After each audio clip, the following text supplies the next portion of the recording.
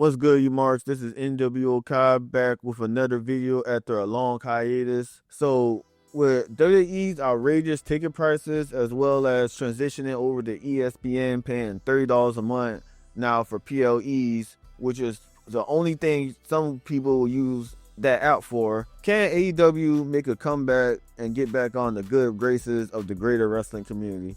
If you're new here, do not get left out of the loop. Catch a vibe, like, and subscribe. Join Notification Nation and get busy in the comments. Help me get to 1,000 subscribers. Crypto is down. The job market is crap. I gotta get back to work. So, the topic of the video is with WWE's ridiculous increase in ticket prices over the last year and whatnot. It's just becoming really expensive to be a WWE fan in 2025. One thing that really irks my nerve was one of the big wigs at TKO during a conference, the Goldman Sachs conference recently, was that TKO sees the room and ticket prices to increase profit, something that Vince McMahon should have done. Pretty much throwing shade at Vince McMahon for having low ticket prices and making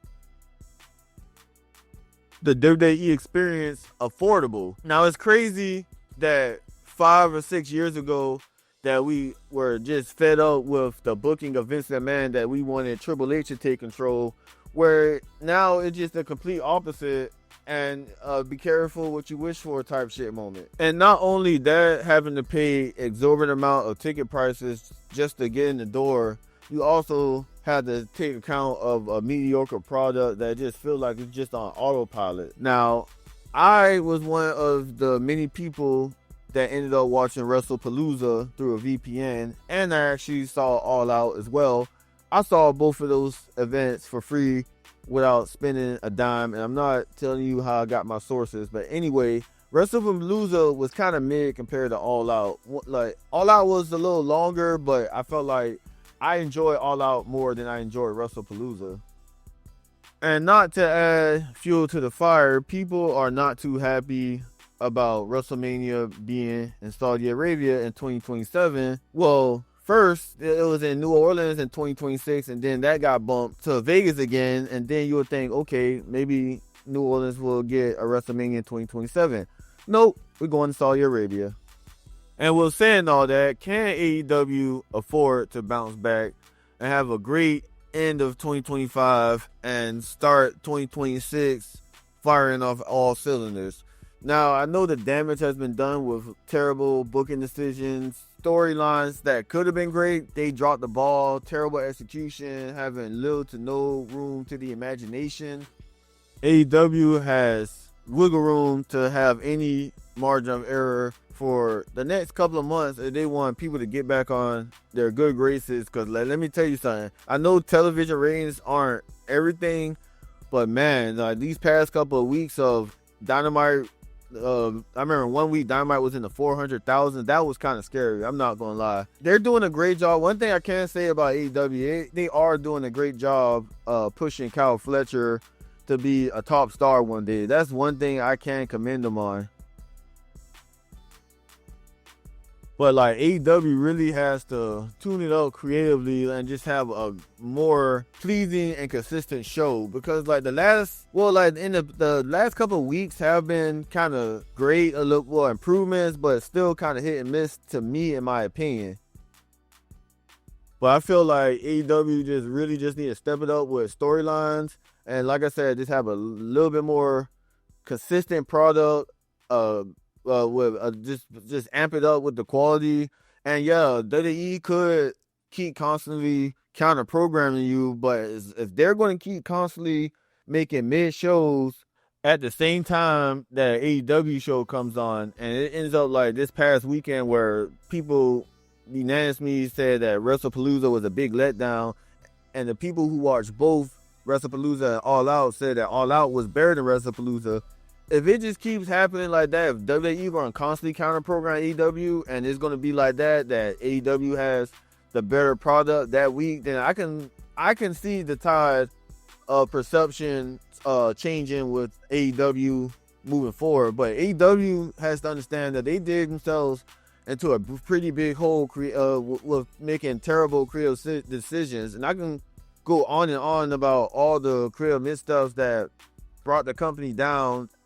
But that's a story for another video. That's all in the past. And I feel like all AEW has to do just for the next couple months, just put on great shows, great presentation, keep pushing the up-and-coming stars, original up-and-coming stars, and just keep doing your thing. Stay out the way. WWE, just let WWE counter program if they want, and we're just gonna see who has the better show. It's like that Cat Williams meme when he was with Shannon Sharp, and it was like they may have all the assets. Y'all seen that meme?